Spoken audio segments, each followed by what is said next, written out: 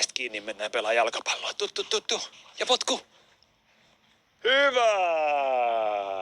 Vielä on matkaa maaliin.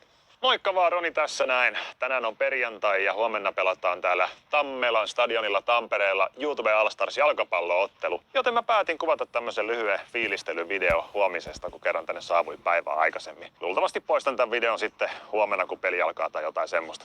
Tuoksä sä mulle pallon? Oi, onpa hieno pallo. Onko sulla hieno pallo? Saako iskä sen? Kiitos. Kato, kun iskä näyttää tempun. Hui, tommonen nopee.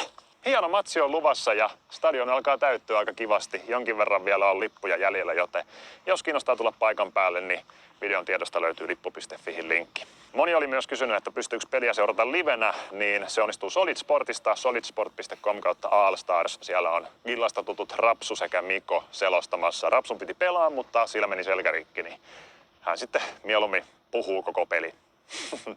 About tuolla. Totta kai mun kanavalle tulee koko pitkä matsi sitten about pari viikon päästä, kun peli on pelattu. Editoidaan se kasaan ja niin edespäin. Jos tässä nyt pitäisi veikata, että miten matsi tulee päättymään, niin mä sanoisin, että me voitetaan 1 tai 2 maalilla. Meillä on hyvä joukkue tänä vuonna ja mulla on kova luotto meidän jengiin. Onhan se kuitenkin kivempi lähteä takaisin Helsinkiin pokaalin kanssa kuin ilman. Iso kiitos kaikille teille, jotka olette tulossa paikan päälle. Ilman teitä ei tämmöisiä näin siistejä tapahtumia järjestettäisi. Ja mun mielestä tämmöiset on tosi tärkeitä, että näytetään kuinka vahva koko someyhteisö on, että me pystytään järjestämään näin siistejä juttuja. Nämä on näitä elämän siisteimpiä hetkiä ja mä oon niistä tosi kiitollinen teille. Annatko sä pallolle vauhtia? Saako iskä potkasta maali? Saa, okei, no kato. Iskä huomenna tekee tälleen. Meniks maaliin? Meni. Mitä silloin sanotaan?